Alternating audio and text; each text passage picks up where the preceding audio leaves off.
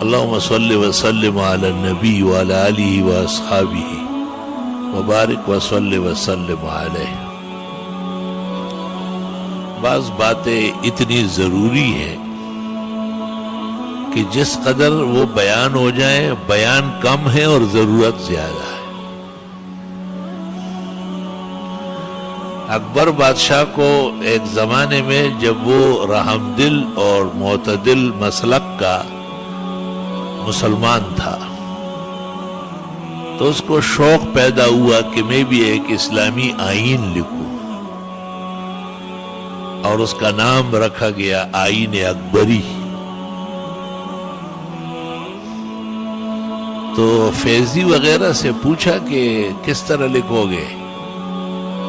اس نے کہا لوگوں کو طہارت سمجھائیں گے اور ہر اچھے کام سے پہلے بسم اللہ سمجھائیں گے. اکبر بادشاہ بہت خوش ہوا. اس نے کہا جس کام کی بنیاد میں طہارت ہو اور جس کام کے آغاز میں اللہ کا نام ہو، اللہ ان بندوں سے بہت زیادہ خوش ہوگا. یہ خیال اس لیے پیدا ہوا کہ کچھ چیزیں لوگ بھول رہے ہیں بالکل، اور وہ بھولنے کی نہیں ہے.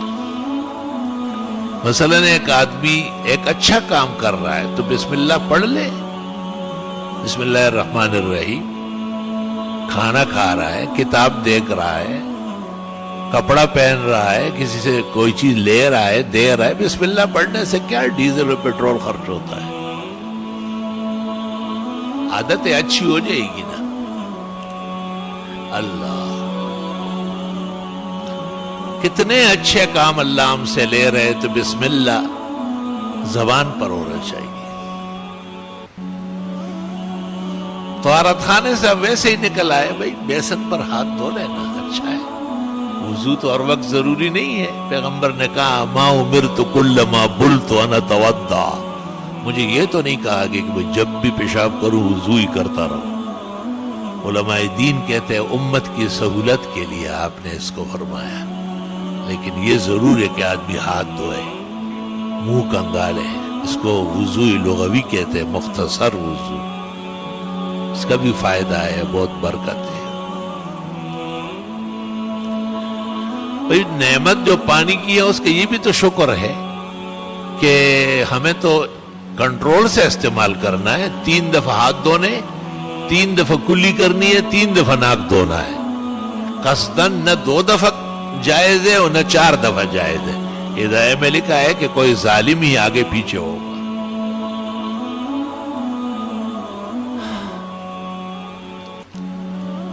اور سر کا مسح 1 دفعہ ہے، اور باقی ہاتھ کونیوں تک یا پیر ٹخنوں تک دھونا 3 دفعہ ہے. اور وضو میں پانی کم سے کم استعمال کرنا ہے. رسول اکرم صلی اللہ علیہ وسلم نے فرمایا، تحتاوی علی المراقی میں روایت ہے کہ علیکم ان تحتاتو، احتیاط کرو، ولو کنتم علی شط نہر، اگرچہ آپ نہر کے کنارے بیٹھ کے وضو کر رہے ہیں تب بھی پانی احتیاط سے استعمال کریں. مجھے بہت خوف رہتا تھا اور پریشان رہتا تھا. امام شافعی کا قول نقل کیا ہے امام ترمذی نے کہ بس اپنی احتیاط اور اندازہ صحیح کرنا چاہیے. بس بہت خوش ہوا. دوسری طرف ایک روایت یہ نگاہ سے گزری کہ جتنا پانی وضو میں غسل میں ضرورت کے لیے استعمال ہوا یہ قیامت کے دن نیکیوں کے پلڑے میں ڈلے گا اور حسنات کا وزن بڑھائے گا.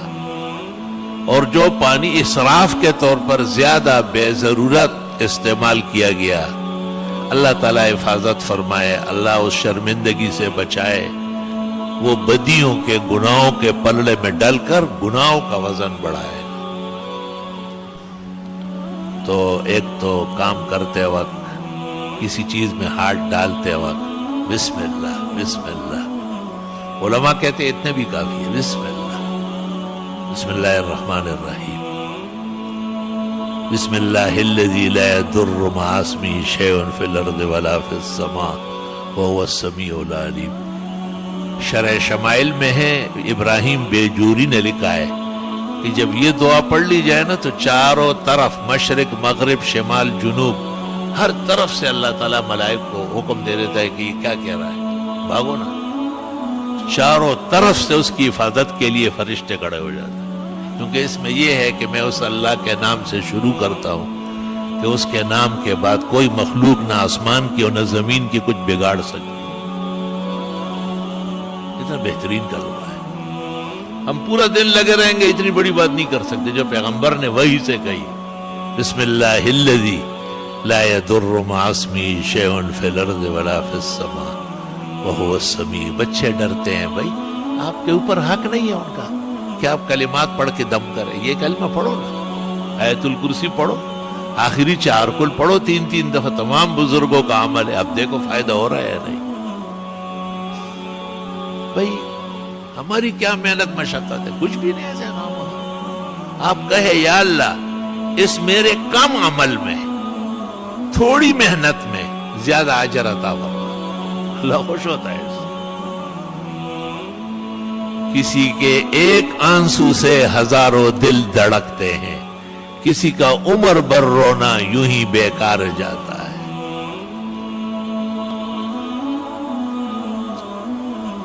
دعائیں مانگا کرے، خوب تفصیل سے دعا مانگے. ایسا مانگے کہ فرش پر بیٹھے ہوئے مالک العرش کو رحم آ جائے. باقاعدہ دعا کے دوران پتہ چلتا ہے قبولیت کا.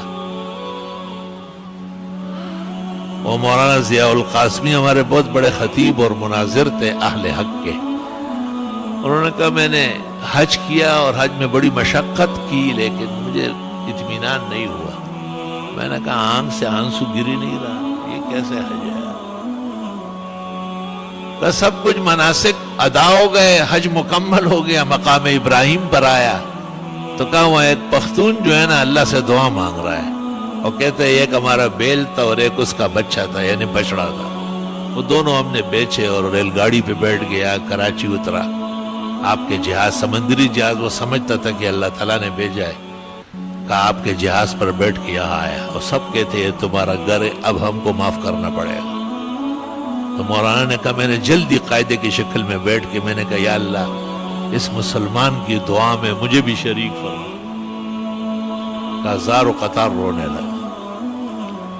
تو توجہ اللہ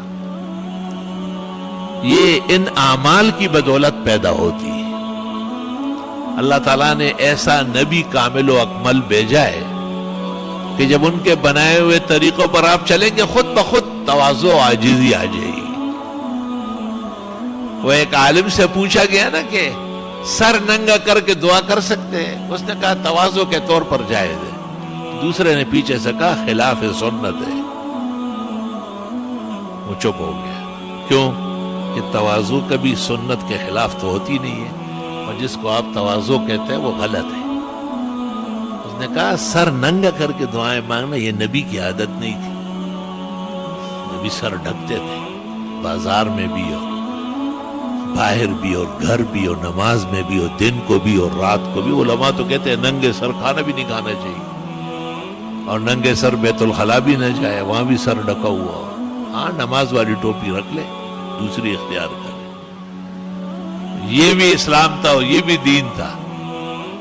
معارف السنن شرح ترمذی میں حضرت الاستاذ حضرت مولانا محمد یوسف صاحب بنوری رحمت اللہ علیہ نے لکھا ہے کہ سلف غسل خانے میں بھی سر ڈھانکتے تھے نہاتے ہوئے اور دھوتی مان لیتے تھے کہ فرشتے تو ہے، اللہ تو ہر جگہ ہے.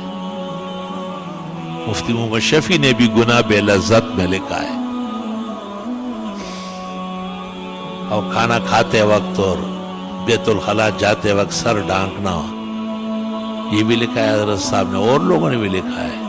آج وہ زمانہ آیا کہ مسجد میں لوگ آتے ہیں ننگے سر. اس کو پتہ نہیں کہ یہ مسجد ہے یا کلب ہے، یہ خدا کا گھر ہے یا کوئی میرج گارڈن ہے. اتنی زیادہ بے توجہی اور اس قدر بے پرواہی تو نقصان دہ ثابت ہو جائے. وہ دین جو بڑی شان سے نکلا تھا عرب سے، پردیس میں پہنچ کر وہ غریب الغربا ہے.